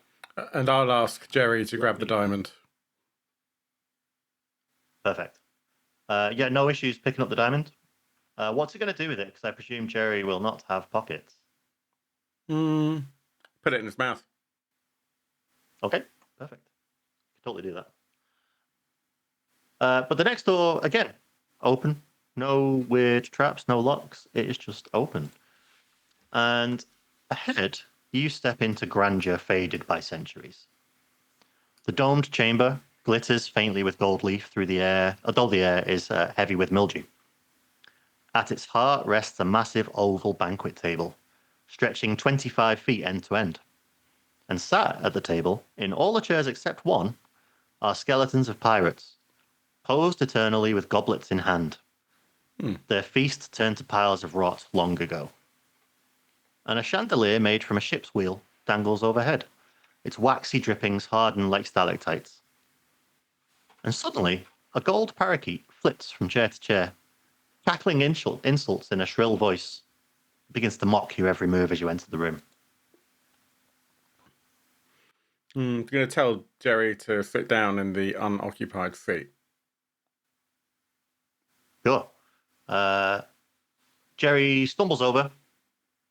The yellow parakeet kind of flips around his head a couple of times, shouts, "A yellow fever! Yellow fever! Whites the round table! Death and murder!" And he sits down. As he sits in the seat, one of the alcoves that's behind the empty chair kind of slides back and opens and reveals a set of stairs going down. Okay. And I will reveal that because you're walk down there. So Holy shit. when Jerry stands up again, does the door close? Good question. I don't think it does. No, it stays Excellent. open. Come along, Jerry. So you head down Holy the fuck. smaller set of stairs. You descend what feels maybe about 20 meters. And at last, the chamber bursts with brilliance. Wow. The Buse's treasure hoard unveiled. And the floor is heaped with mountains of silver and gold coins, spilling from cracked chests. Jewels, goblets, gold crowns, statues of forgotten gods gleam in heaps. Barrels of aged rum and French wine are stacked like trophies of conquest. And in the center, upon a pedestal of wealth, lies the fiery cross of Goa, a 7-foot relic encrusted in diamonds and gemstones, glowing like captured fire. The air is heavy with the scent of metal, dust, and triumph. It's the kind of sights pirates dream of and die for. what do you do now you're in here? I can reanimate, I believe, 3 more corpses today. So we could just like get a what's the word I'm looking for? Where you have like people in a row like carrying things. Yeah, like a little daisy chain of people. Yeah. Yeah. Or we could just pick the things that we think are the most valuable, start to pull them out. But I mean, Yeah. we're never going to get all of this. Well, So- not in one trip. We can come back again. Yeah, it's true. I just don't want anyone else to find it. I want it. Yeah. Well, what if we put up a big sign on outside saying like "Pirates be warned" or something? Well, Pirates coming here, there is nothing to worry about. that'll true. No pirate will be interested in that. No, But no, let's get the daisy chain going and get stuff out of this. This is more riches than I'd ever thought I'd see in my life. it's at least 5. Yes, to be. Yeah. And we can always leave Jerry 1, Jerry 2, Jerry 3, and Jerry 4 here and tell them if anybody turns up that is not us, kill them. Yes, they will be around for some time. Until midnight. Yes. Oh, perfect. We can make many trips back and forth. I have one question. So, where are we going to put all of this? We will steal another boat. We have this little one, yeah. Is this Stu? No, that is a boat for ants. How are we expected to pirate when we can't even fit in the galleon? The real boat needs to be at least 10 times as big. Right. So you set up this daisy chain. Yeah, so you had said you could do it 3 more times. So you've got 4 skeletons in the daisy chain. Yeah. Either that, or Yeah. we just literally just start making people, go backwards and forwards. Yeah, if you're going to animate them anyway, just so Yeah. we know the numbers. Yeah. So Yeah. I could do 5 in total. We've lost 1. It's 4 left in total. So Okay, so yeah, you have four skeletons from dotted about the place. You reanimate and you start to cart some of the pieces out of the treasure room into the hallway and maybe into the main, what was it called, the round table chamber. Yeah. And planning to crate it up, stick it in boxes, treasure chests, whatever you're planning on doing. And after about an hour of this, you've got about half the treasure out. Oh, that is excellent. And at that point, Oh, no. something starts to stare from underneath the gold. And in front of your eyes, you see the gold slip, start to bubble and boil, and 3 whites, the crew of Buse, emerge and appear to climb themselves out of the gold pile, ready their weapons, and brace for attack. Jason, roll me a d6. Oh dear. I've rolled a 6. A 6. You guys get to go first then. hey. So the skeletons will say are on the stairs, kind of carting stuff up and down the stairs, and you guys will try to find the best bits. So Yeah. you guys are in the main room at the moment, so they're not far away. So they'll be able to help next round, let's say. Yeah. I would like to use my Buccaneer's musket. Sure. And wait, all ranged attacks are minus 2 Presence. DR, for I am a crack shot. Perfect. So it's a DR 10. And wait, you said I must use presence? It's presence for ranged, yes. Oh, this is excellent. Ooh, I shoot the fucker. tidy. I rolled a 19. 19. Beautiful. As your shot strikes, roll your damage as it strikes this white ghostly will be figure in front honest. of you. I do not know what the damage of a Buccaneer's musket is. A musket will do. Thank you. You know what? I don't know what it is either. Ranged weapons. Here we go. It's 2d8. And it Oh, takes nice. 2 turns to reload. Bonk. 10 damage. Nice. It strikes this white ghost in front of you, and he flings his arm around, and you see part of his shoulder kind of rip away, leaving a good quarter of this ghost just gone. But he still has his cutlass in hand, ready to swing. It's not quite should killed have it, but it is hurt. I should have aimed for the other arm.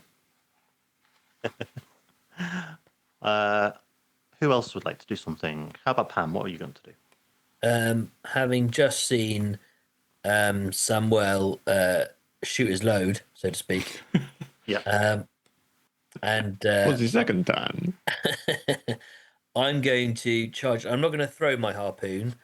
I'm going to charge in and then just try and stab the same white to finish Same it one? off. Yep. Sure. So that's going to be a melee attack. So that's going to be strength. That's Pam's best stat. Nice. That's a 5. So I'm going to spend my remaining devil's luck. Okay. To try and stab him again. Yeah. That is a 10. And it's not quite enough, as you needed a 12. God damn it. If you have more devil's luck, you can lower the DR. No, I have used all my devil's luck because I did it to avoid being shot by a Yep. That's pistol. fair enough. So yeah, so unfortunately, you kind of you start to head forward and you slip on some of the remaining gold, and as you lunge, you miss and end up at the side of this white. Okay. But Juan, what would you like to do?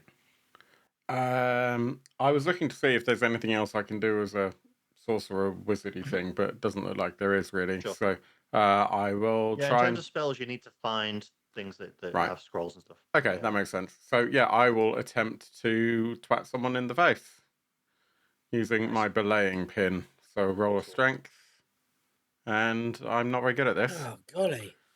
I just kind of overextend. Were you going for the same one, or were you going for a separate Sure. one to everybody else? The same one. Perfect. Yeah. So you kind of step forward, and you're probably in front of this white now as you kind of lunged forward. Yeah. So it's the two that you and Pam are next to this white as it goes to their turn, and that white turns for Pam with the bigger weapon, and it's going to swing down with its cutlass. Can I get a defense from Pam? Mm-hmm. That's And agility, isn't it? It is agility for defense. Now my thick-skinned. Remind me what thick-skinned does. Counts as if you're wearing light armor, even when you aren't. Tier 1 minus D2. Yeah. So yeah, when you take a hit, you'll be minus D2 on the damage. Cool. Right. Let's go.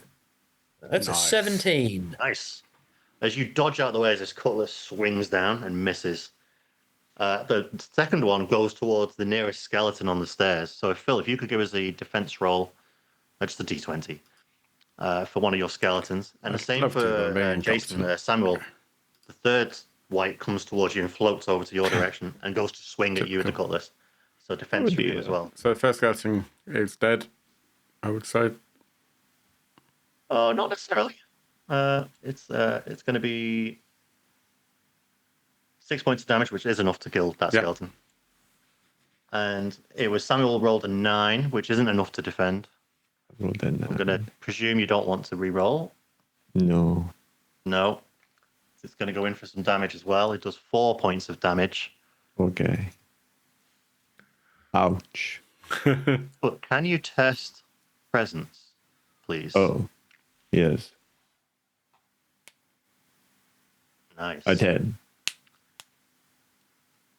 You will lose 1 to your presence permanently. What? So if it's 12, it's now 11. It is a good job I am not planning on keeping this character for a long time. You see some blue light kind of draw out of your wound and go up the cutlass and up the arm of the creature. Oh, And it kind of absorbs that blue light. Jesus. Do not let it hit you. It will regenerate. But it's your turn again. So you guys get to act. What would you like to do? I will begin reloading. Okay, it's going to take 2 turns. Yes. Okay, fair enough. You're going to kind of stand there and reload. What about I Pam? hope I can make it. I'm going to try and stab the already injured one with my. The one that's in front of you. Yeah. Yeah. Strength. Yeah. 20.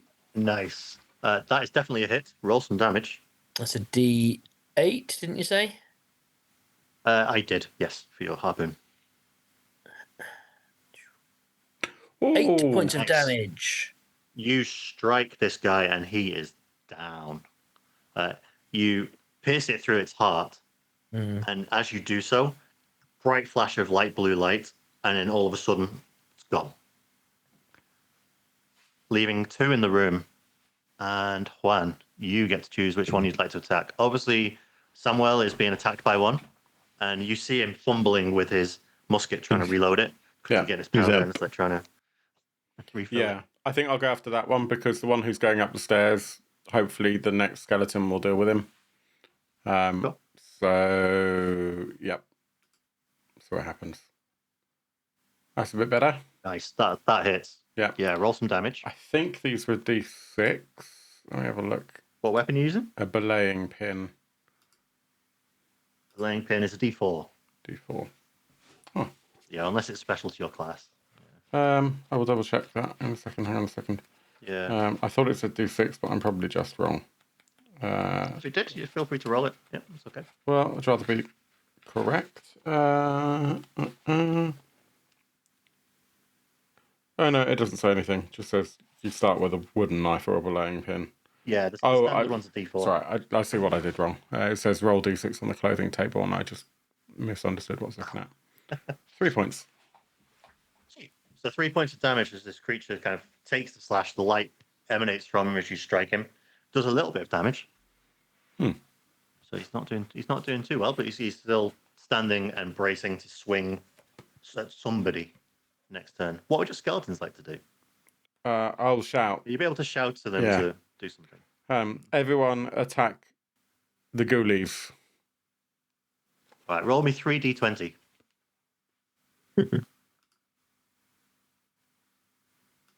The first one misses. Second one misses. Jeez. Third one Oh. misses. As they Useless. comically fumble down the stairs and fall in front of this remaining white on the stairs. Useless. They don't manage to do any damage to it. And they are now not prone, but definitely going to take have a swing at them next turn. As he lifts his cutlass, swings down at the first one. Give me a defense roll for one of your skeletons. So just a d20 again, please.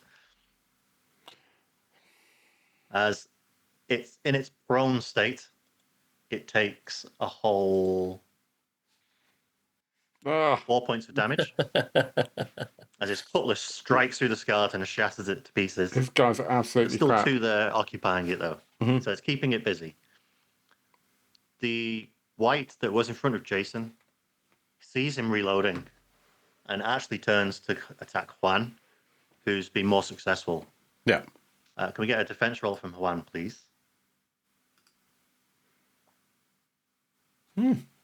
13 is enough. Yeah. As you manage to kind of slip out the way and Haha, you bastard. attack from the cutlass. Take it back to you guys. So I guess, is Samuel still reloading? I'm still reloading. Okay. Next turn. So this is your last turn for reloading. So you'll be able to fire next turn. What about Pam? Oh, for fuck's sake, Samuel, get something that can you use faster. I mean, or I a wish I sword or could. summon. I have nothing. And whilst I'm grumbling at him, I'm going to try and, again, using my harpoon, I'm going to try and stab the white. Perfect. That's a natural 20. That's a crit.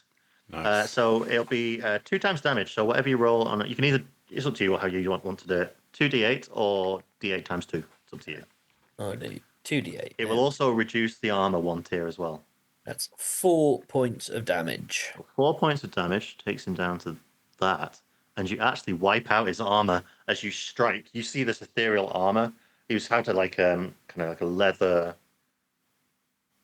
chest plate on. Yeah. That just somehow you manage to cut it and it falls to the ground and disappears, leaving him with his kind of open shirt, swinging with his cutlass. He is Cool. now armorless, so to speak. Juan, you haven't gone yet, have you? No. Is it going to take up my action to pick up the weapon that has fallen to the floor when the first one died?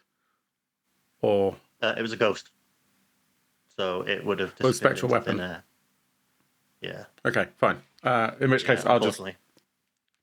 twat with the belaying pin again. I would allow you to quickly search if you wanted to roll d20. Sure.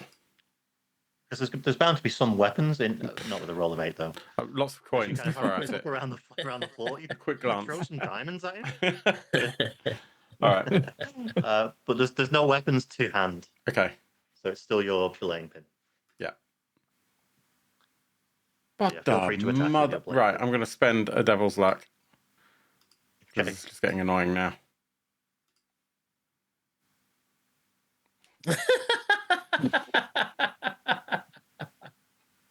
That belaying pin you had, you swing and it slips out of your hand and it disappears beneath a pile of gold.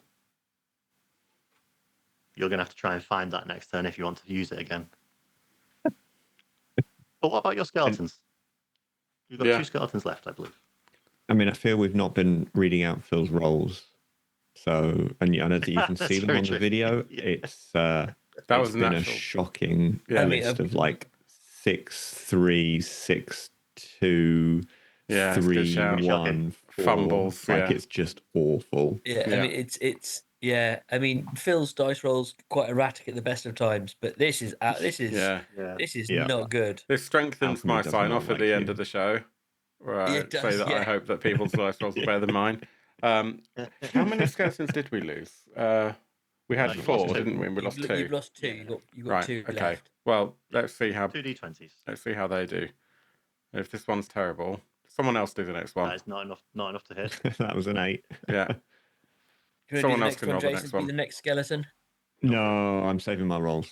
I'm not going to upset the alchemy gods. All right, let's go. I'll be skeleton number 4, Jerry 4. That's a 2. For Phil, you roll as Phil as well. These Nice. skeletons struggle to get back up onto their feet as they fell down the stairs, and they slip again on the stairs. This time onto one knee, so they're holding themselves up against the wall, primed for a second attack. Stu, roll another d20. Juan, roll another d20. Actually, no, sorry. Juan, don't roll. There's only one attack on the skeletons. Okay. Well, I rolled anyway and got an 8. But you roll defense for yourself, Juan. Okay, right. So Okay. that's an 8. Okay. Perfect. And The then I'll roll. skeleton had braced himself against the wall, leaves his arm up, and the cutlass of the white strikes down and chops its arm off for 6 damage, which I think is enough to kill it anyway. Yeah. Yeah. Yeah. Okay. Rolling my agility. Could have been worse. Okay. I rolled a 14. As you dodge out of the way as you're trying to scrounge around for another weapon. You happen to just sidestep his next attack. But it's back to you guys again, and this time, Samuel has reloaded. Hey, I can have another go. I would like to shoot the white that's on the stairs fighting the. So you're going to turn away from the one next to you. Yeah. Fire the one over to the skeletons. Perfect. Good. Yeah, on the basis that these two Sure. guys are already damaging. Yeah, this it's kind one of next forgotten to about me. you a little bit. Yeah. So yeah, I'm going to turn and take a shot. Come on! Hey. Nice. 14. That is enough to do some damage. Yeah, roll your damage. So it's 2d8. 2d8. Oh. Nice. Oh. That is just enough to kill it. Your musket flies through the air, strikes it in the head, and you see its head just ethereal glow goes all over the wall, and within 2 or 3 seconds, the whole thing disappears, and it's gone, leaving just the one in front of Juan. I believe Pam hasn't acted yet, so you're No. probably primed, ready to go. Yep, I'll just whip my harpoon round and try and Okay. smack him with it. Nope, that's a 6. Unfortunately, that one you lunge forward and slip on some more gold. Yeah, this gold is just so slippery. Slides out the way. Yep. Juan, what would you like to do? You now have no weapon. Quick glance around to see if I can spot a weapon, I think. And Sure. yeah, just roll a d20, see what we get. 5. Nothing. No, you find something. You find a broken bottle. Screw it. I'll try and hit it with that then. Perfect. Yeah, So- roll to hit. So it's still strength, melee. Oh, fuck off. I rolled another one. Phil rolled a 5. It's a very sharp bottle, I think. You go to pick up the bottle, and you don't know your own strength as you grasp it, and it's one of those. It's so old. It's got quite brittle. I don't know how glass gets brittle, but it's got brittle. Yeah. And it breaks in your fingers. Roll a d2, and you'll take that much damage. You can roll a 2 now. Yep. Phil rolled a 2. 2 points of damage, unfortunately, as your hand just bleeds crimson, and you still don't have a weapon as that bottle just broke. Excellent. But the remaining white ignores you now you don't have a weapon, turns towards Pam. And as it turns, it swings its cutlass in its left arm, strikes towards Pam. Can we get a defense roll from Pam, please? Yep. You can't hit Pam for shit. She just... No, okay, fair enough. That's I'm 4. Yeah, that's not good. And I have no devil's luck left. He does 2 damage as the sword strikes you. However, Can I'm you- thick-skinned, so I can roll a d2. You can roll a d2 to negate that. Come on. But I have hit. So can you also test strength, please? Oh, shit. Okay, so that's a So 1. you'll so only I take 1 point of damage. So that's not too bad. Yep. And And then if you could test presence, please, as he has hit. test strikes you. presence. Oh dear, Yes, this please. is not gonna. This isn't gonna be good. That's a 3. You lose 1 presence as well. Oh no. Right. So, Permanently. where? Nope. I'm now down to minus You rolled 2. 9. You lose 8 presents now. Yeah. But it's to you guys. The only person with a weapon ready is Pam. Do you want to strike first? Seeing as he's right in front of you and fighting. Yeah. Got a harpoon to hand. Yeah. I'm gonna twat this white. Yeah.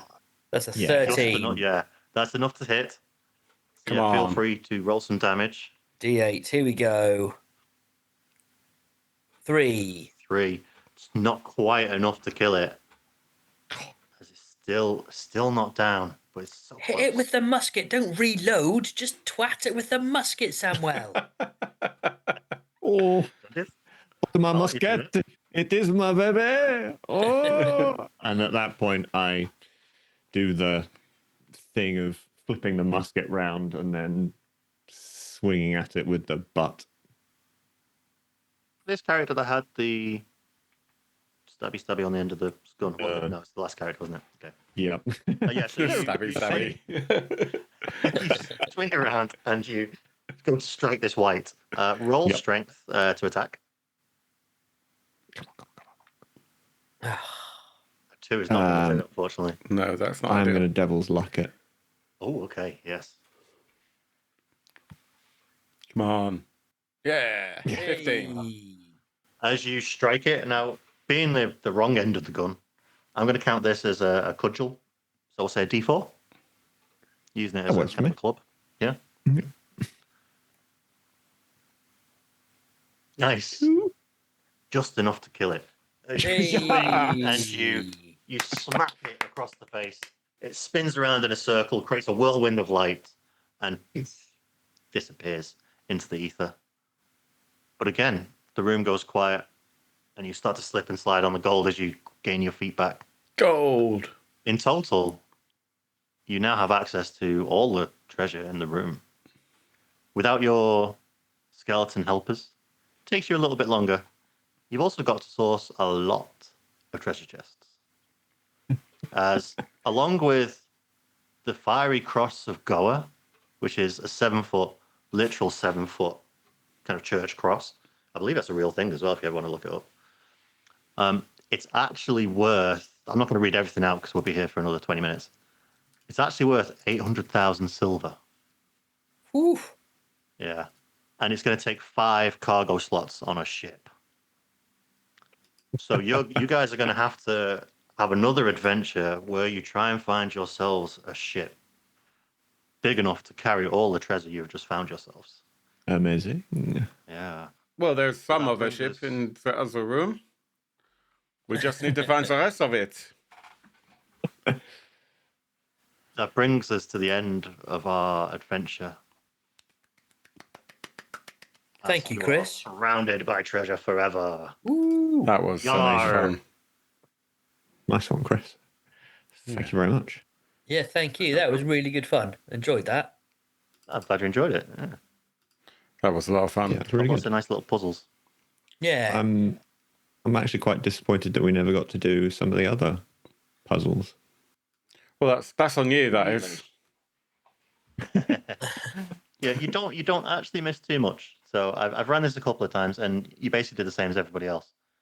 They kind of see that mast, and they don't want to take the risk of going over it. Yeah. So there's a small little room across there. You would have been able to fight some vultures if you'd have bothered to kind of have a little search around. But you only missed a couple of rooms. You didn't miss a lot, to be fair. Nice. So Sounds like there's a you lot managed to more get through quite a lot of it. from what you pulled up in the compass room. But yeah, a lot of Seeds. it's just to confuse you. fair enough. More Poisson Rouge. That was Yeah. amazing. And a lot of it could be seeds for other adventures. So when you're talking about stuff, Exactly. it could be a click like there's something like I think there was something about being north of Algiers or something. There was something about being Yeah, something like that, the- isn't it? Yeah. So there's kind of like some plot hooks there to extend it further, which I quite like. Yeah. And you are, if you do manage to get all the treasure, you are now loaded. Yeah, it's that kind of fine balance of how much treasure do you try and take versus taking your wins. Yeah, because you got that relatively good amount of loot. You thought was good amount of loot. Yeah. You dug out the sand. That's just one treasure box. Yeah. Yeah. So that was Pirate Borg by Limithron and published through Limithron and the Free League Workshop. It's amazing. They frequently have additional things happening on Kickstarter and BackerKit. Lots of content is available, just like with many of the other Mort Borg settings. Yeah, it's worth pointing out next year you'll have the Dark Caribbean extra supplement book, which he's working on. Oh, cool. And I think this year, by the end of this year, there is Down Among the Dead. Yes. Oh, nice. Probably in January by this point, isn't it? Yeah. And Chris, you've run Mort Borg, you've run Pirate Borg. I think there's a couple of other things you've at least looked at. Would you say Pirate Borg is your favourite? Pirate Borg's definitely my favourite because you get to do fun voices. Yeah. I And don't know what it's you were just a little talking bit more about. silly. I was about to say, I do not know what you mean.